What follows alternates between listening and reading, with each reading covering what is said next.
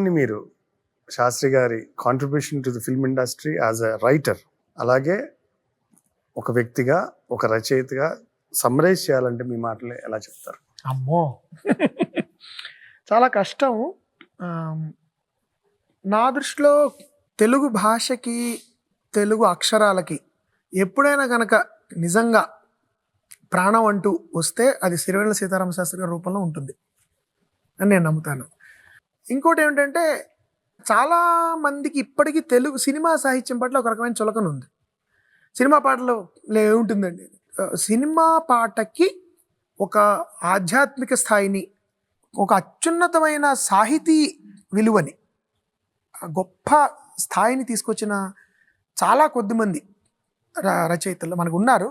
ఇప్పుడు ఈ కాలంలో నాకు తెలిసి సిరివెన్నెల సీతారామ శాస్త్రి గారు ఇస్ గ్రేటెస్ట్ కాంట్రిబ్యూషన్. నా దృష్టిలో తెలుగు భాషకి పర్యాయ పదం సిరివెన్నెల సీతారామ శాస్త్రి గారు.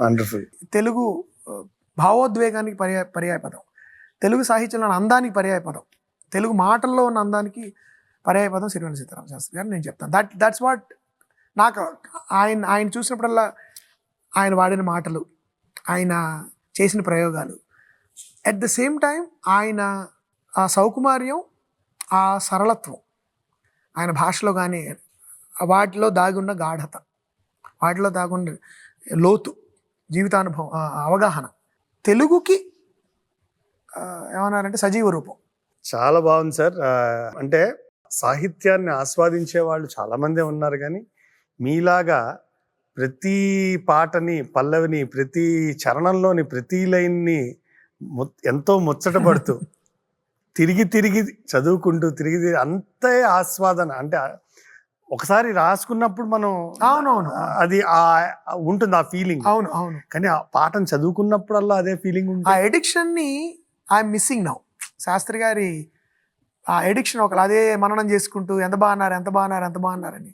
మీలాగా సాహిత్యాన్ని ఆస్వాదించిన వాళ్ళు చాలా తక్కువ మంది ఉంటారు.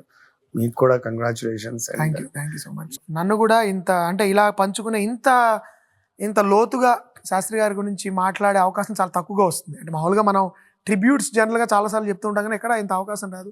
ఇలా ఒక సహృదయంగా మనం హాయిగా కూర్చుని ఒక స్నేహితులతో సంభాషించినట్టు, ఆత్మీయులతో మాట్లాడే ఒక వేదిక కూడా చాలా తొందరగా దొరకదు మనకి. సో అలాంటి అవకాశం నాకు ఇచ్చినందుకు మీ అందరికీ కూడా నా కృతజ్ఞతలు. అదృష్టంలో నన్ను కూడా భాగస్వామ్యం చేసినందుకు మరింత కృతజ్ఞతలు. Thank you sir. నమస్కారం. Thank you.